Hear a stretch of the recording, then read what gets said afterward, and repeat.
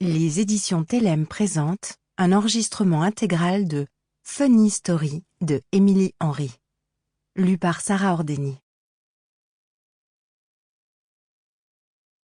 Chapitre 1er.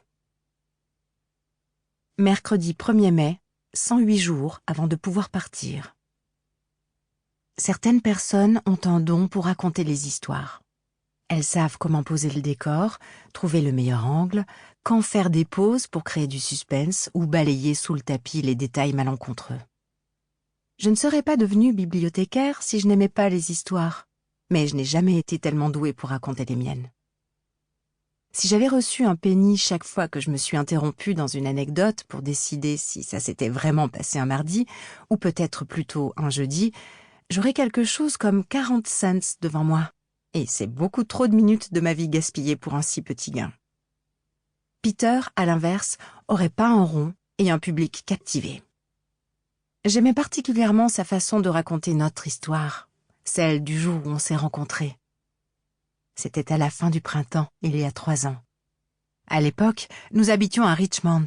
5 rues à peine séparaient son appartement rutilant dans un immeuble italianisant rénové, de ma version bohème pas très chic du même type d'habitation.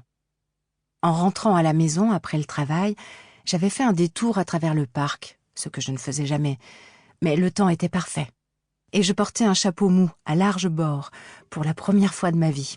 Mais ma mère me l'avait envoyé par la poste la semaine précédente et j'avais l'impression que je lui devais au moins d'essayer. Je lisais en marchant, ce que je m'étais juré d'arrêter de faire parce que j'avais failli causer un accident de vélo quelques semaines plus tôt.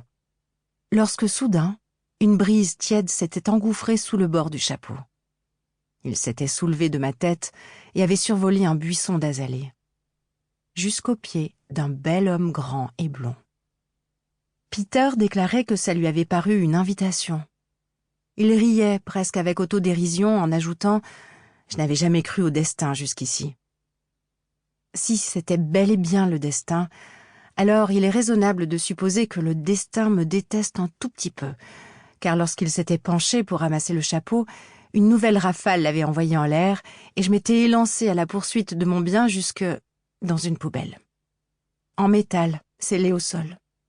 Mon chapeau avait atterri sur une pile de nouilles asiatiques, mes côtes étaient venues se fracasser contre le rebord de la poubelle et j'étais tombée le cul par terre dans l'herbe, le souffle coupé. Peter décrivait tout ça comme d'une maladresse charmante. Il laissait de côté le passage où j'avais poussé une bordée de jurons. Je suis tombé amoureux de Daphné à l'instant où j'ai le... Sample complete. Ready to continue?